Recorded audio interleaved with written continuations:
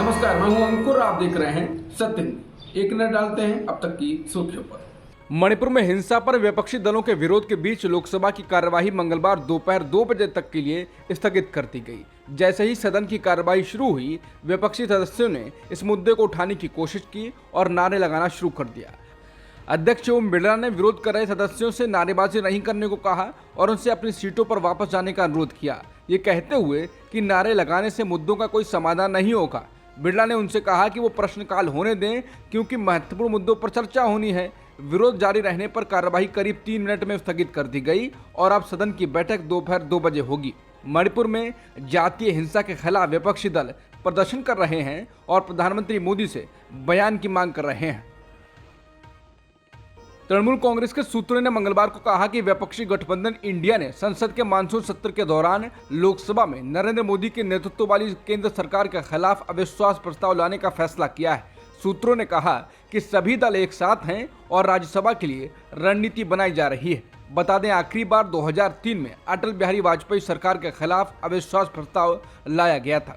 PTI को सूत्रों ने बताया कि मंगलवार सुबह विपक्षी गठबंधन इंडिया के घटक दलों की बैठक में नोटिस सौंपने के प्रस्ताव पर चर्चा की गई।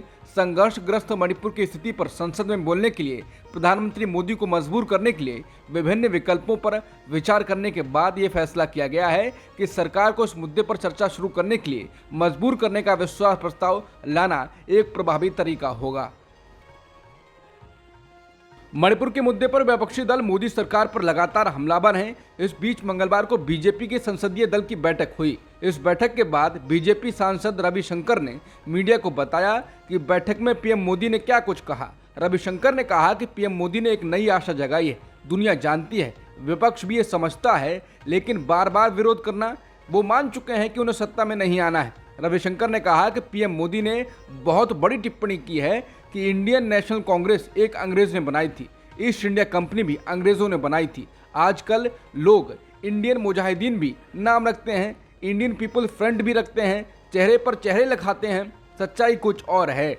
समाचार एजेंसी पीटीआई के मुताबिक पीएम मोदी ने कहा कि देश के नाम का इस्तेमाल करके जनता को गुमराह नहीं किया जा सकता। बता दें, विपक्ष ने अपने गठबंधन का नाम इंडिया रखा है। इसके बाद मोदी का ये इंडिया पर निशाना है।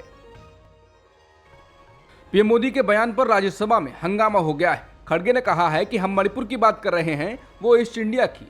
खड़गे ने कहा कि हम चर्चा चाह रहे हैं, वो नहीं करना चाहते। खड़गे ने कहा कि ऐसा पहली बार नहीं है, पहले बीजेपी सरकार ने भी चर्चा को स्वीकार किया था और कांग्रेस सरकारों ने भी, लेकिन अब मणिपुर जल रहा है, वहां बलात्कार हो रहे हैं, घर तबाह हो रहे हैं, लेकिन हम मणिपुर की बात कर रहे हैं, वो ईस्ट इंडिया की।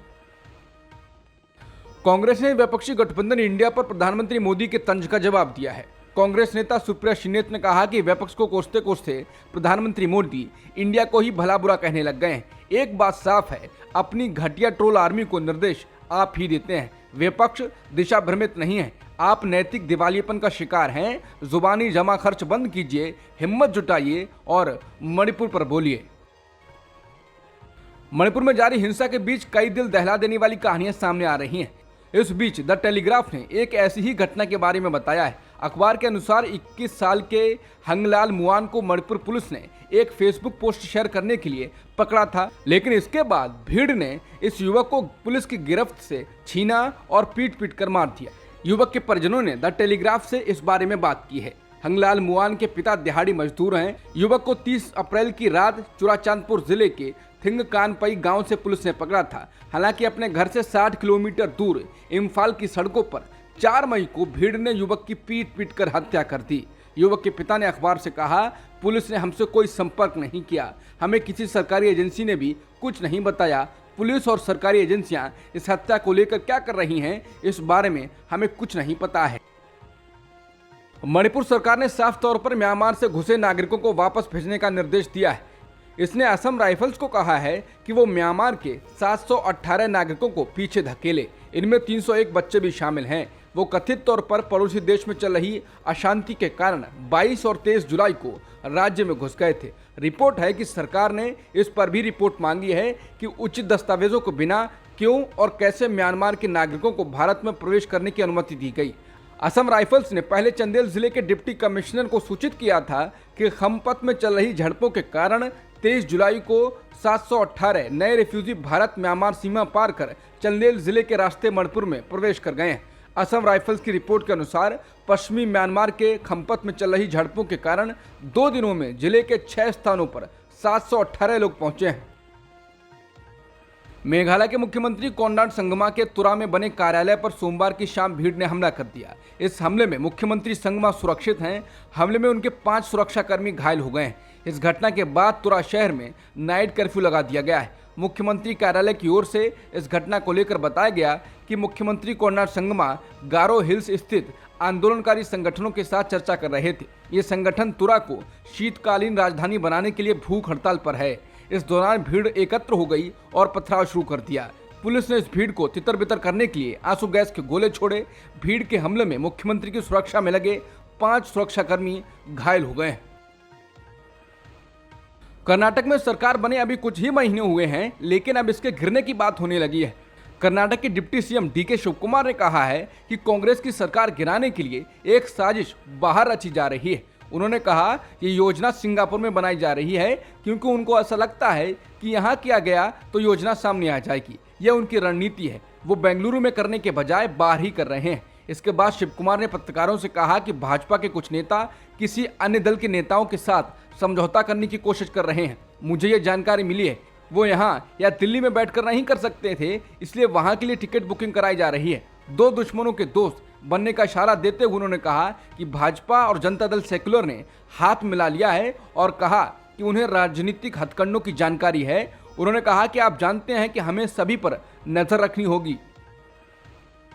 दिल्ली की एक अदालत ने मंगलवार को हरियाणा के पूर्व मंत्री गोपाल गोयल कांडा को एयर होस्टेस गीतिका शर्मा को खुदकुशी के लिए उकसाने के मामले में बरी कर दिया है। गीतिका कांडा MDLR एयरलाइंस में एक एयर होस्टेस के तौर पर काम करती थी। 5 अगस्त 2012 को उत्तर पश्चिम दिल्ली में अपने अशोक विहार वाले घर पर मृत पाई गई थी। गीतिका ने आत्महत्या करने के साथ एक सुसाइड नोट छोड़ा था, जिसमें गोपाल कांडा पर अपनी HR मैनेजर अरुणा चड्डा के साथ मिलकर उसे परेशान करने और उसका दुरुपयोग करने का आरोप लगाया गया था। लेकिन अब अदालत ने मंगलवार को गोपाल कांडा के साथ इस मामले में सजा अभियुक्त अरुणा चड्डा को भी बरी कर दिया है। अदालत ने कहा कि अभियोजन पक्ष दोषियों पर लगे आरोपों को संदेह से परे साबित नहीं कर पाया है। बता दें, इस मामले में केस दर्ज होने के बाद गोपाल कांडा को गृह मंत्री के पद से इस्तीफा देना पड़ा था। पाकिस्तान चुनाव आयोग ने सोमवार को अवमानना मामले में पूर्व प्रधानमंत्री इमरान खान के खिलाफ गैर जमानती वारंट जारी किया। चुनाव आयोग ने इस्लामाबाद पुलिस से इमरान खान को गिरफ्तार करने के लिए कहा है। चुनाव आयोग ने कहा कि मंगलवार को इमरान खान को पेश किया जाए। माना जा रहा है कि इमरान खान मंगलवार को चुनाव आयोग के सामने पेश हो सकते हैं। पुलिस ने कहा कि अगर इमरान खान पेश नहीं हुए तो उनको गिरफ्तार कर लिया जाए। अब तक की सुर्खियों में इतना ही। बाकी खबरों के लिए बने रहिए सत्यहिंदी.com के साथ।